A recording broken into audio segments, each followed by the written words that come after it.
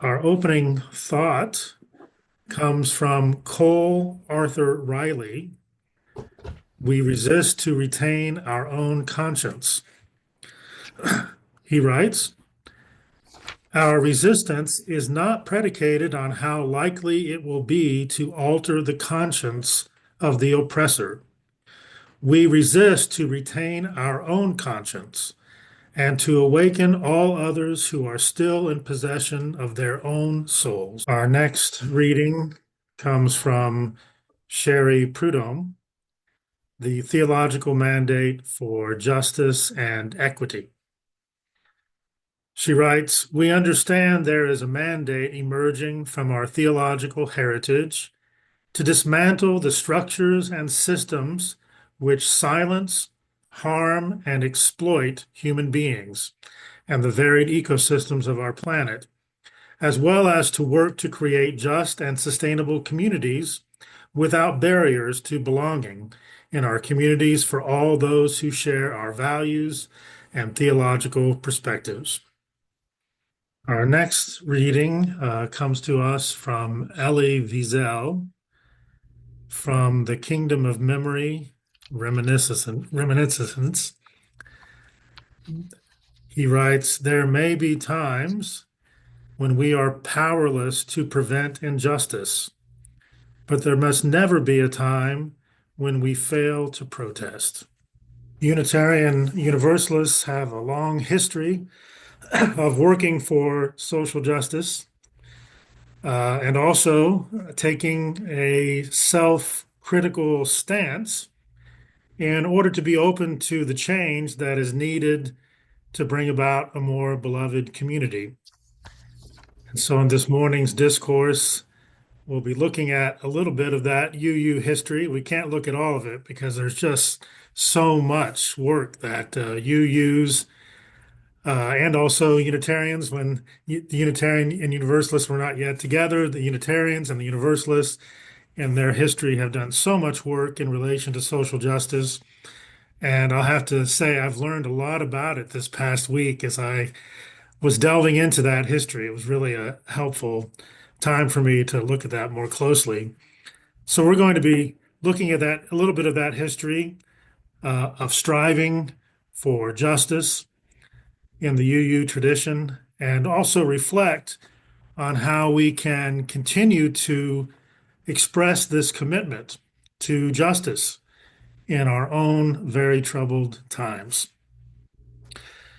One of the Unitarians that I looked at a little bit more closely over this past week was a Unitarian minister and abolitionist by the name of Theodore Parker.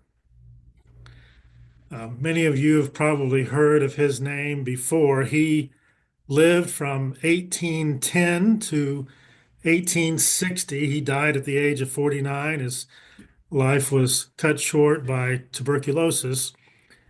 But he is well known for some phrases, and sometimes we don't realize it was Theodore Parker that first said these things because some of his most well-known phrases became famous because other people borrowed them because they were inspired by Theodore Parker's writings and his sermons.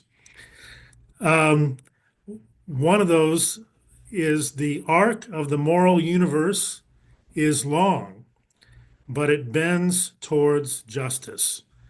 The arc of the moral universe is long, but it bends towards justice. This quote inspired Martin Luther King Jr. to express the same sentiment 100 years later during the Civil Rights Movement. And both Parker and King, I think, understood that we as persons have the shared responsibility of participating in the bending of that moral arc towards justice. And if we look at the history of Unitarian Universalism, we see that it is full of persons who did just that. This morning, we'll look at a few of the ways that UUs have been bending history towards justice in ways that continue to inspire us for this important work in the fierce urgency of this present moment. I mentioned that Theodore Parker was an abolitionist, and not only did his writings and speeches inspire Martin Luther King Jr., they also influenced the rhetoric of Abraham Lincoln.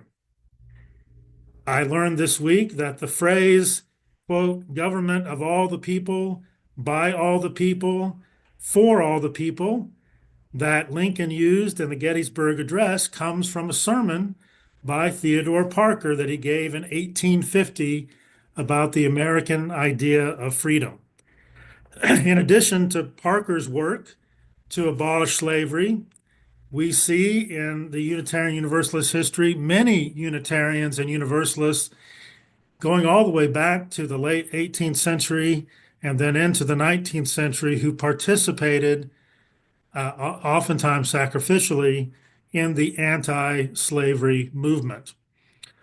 Going all the way back to the 18th century, one of the founders, Benjamin Rush, who was a Universalist, in the late 18th century, he advocated for abolishing slavery, and the Universalist Church at the end of the 18th century took an official stand against slavery. William Lloyd Garrison was a Unitarian in the 19th century who called for the immediate cessation of slavery. And this position became firmly established in Unitarianism through the work and writings of Lydia Maria Child, who wrote an appeal in favor of that class of Americans called Africans. So through her work and writings, the position of calling for the immediate cessation of slavery became a major part of Unitarianism. Also, numerous Unitarians and Universalists were involved in the Underground Railroad to help persons escape slavery. It should be noted that the work against slavery and racism by Unitarians and Universalists was not perfect. Not all Unitarians and not all Universalists in the 19th century were abolitionists. There were some that did not want to speak out because they were afraid it would split the country apart. But we really see a number of people who are Unitarians and Universalists who played a significant role in ending slavery. Many UUs actively also supported the civil rights movement. And tragically, we know that two Unitarian Universalists lost their lives during the civil rights movement, James Reeb and Viola Liuzzo. Viola Liuzzo were two Unitarian Universalists. Actually, I think the last name is Liuzzo. These were two Unitarian Universalists who were murdered in 1965 while fighting for civil rights in Alabama. One was beaten on the Selma Bridge, and another one was killed while transporting protesters in Alabama. We also know that UUs today continue to work to promote racial justice, to promote anti-racism, and also are working around the world to end modern day slavery and also human trafficking. Unitarian Universalists have continued their work for social justice in many other areas as well. The UUA is very vocal and active in promoting the rights of indigenous peoples throughout the world. And the Unitarian Universalist Association has advocated for land rights. They supported treaty obligations and also fighting for cultural preservation for indigenous persons. Unitarian Universalists are working also for environmental justice and also climate justice through a faith-rooted commitment to the interdependent web of all existence. And there's a number of current initiatives that the Unitarian Universalists association is involved with. We have the UU Ministry for Earth, which is connecting and supporting and inspiring congregational and individual action for environmental justice and trying to focus on the intersections of climate, race, and class. There's also the Green Sanctuary 2030 program. That's a framework for congregations to deepen their commitment to climate justice and to focus also on racial equity and sustainability. There's the Climate Justice Revival program in the UUA, a movement to transition from an extraction age to a more sustainable and equitable era. We also know that UUs are working for economic justice by advocating for systemic change, addressing the problem of income inequality, supporting marginalized communities through grassroots organizing and policy advocacy. And some of the economic justice activities and initiatives that the UU Church is involved in right now is we have groups such as the Unitarian Universalists for a just economic community that's engaging in education and advocacy and public witness to promote economic equity. We have an emphasis on socially responsible investing, where the denomination is investing in communities of color and supporting reparations. There's an emphasis on worker rights and safety, and UUs are supporting projects that advocate for fair labor practices, such as Behind the Kitchen Door initiative. And finally, UUs are engaged in the work of fighting against fascism and white supremacy. Two things that right now in our society are an existential threat to our democracy and an existential threat to beloved community. And you probably have noticed the huge role that UUs, both ministers and advocates and activists, are taking protesting against ICE. We saw a significant presence of Unitarian Universalists these past few weeks in Minneapolis, for example. Just this past week, the president of the UUA was arrested in Washington, D.C. In a protest. And they're taking actions to protect the most vulnerable persons within our society. And I have to take a moment of personal privilege just to say how proud I am of my cousin, Scott Humans, who's UU hospital chaplain. And he decided to spend about a week in Minneapolis being a public witness for justice there, working to protect the most vulnerable persons in our society. Unitarian Universalism actively works against fascism through a combination of theological and educational and direct action strategies.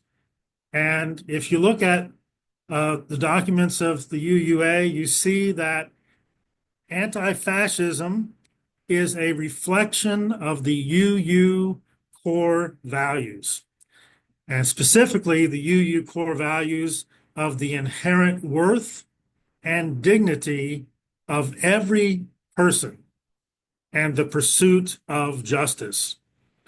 If you want to learn more about this work of anti-fascism within the UUA, I definitely recommend that you look at the work that's being organized under the Side with Love initiative, which focuses on resisting authoritarianism, white supremacy, and the attacks that we are witnessing on marginalized communities. It's also important to note, I mentioned before already, that the responses of Unitarian Universalists, like the responses of other parts of the human community, have not been perfect. There have been failings in the past as well. But I think Unitarian Universalism has engaged in self-criticism, self-awareness. It's been focused on trying to understand the times when UUs have been complicit with racism or perpetuated institutional racism or other forms of injustice within the denomination. And it's really important to have that kind of self-reflection, to have that kind of self-criticism, because those are critical components of our justice work. We're not going to be able to improve our justice work unless we involve ourselves in that kind of self-reflection and self-criticism. So we have so much that we can celebrate about the justice efforts of Unitarian Universalists, both in the past and in the present. I think the Unitarian Universalists have really been one of the beacons of light for justice in the world. So we have all that to celebrate, but the urgency of our time demands that we not rest on our laurels. The fierce urgency of now calls us to relentlessly continue this justice work, this work that is necessary to save our democracy and keep the hope for beloved community alive, both in the present and in the future. And so, as I end this discourse, I just want to note, may we commit ourselves together to this holy and sacred work as we strive for justice together. May it be so.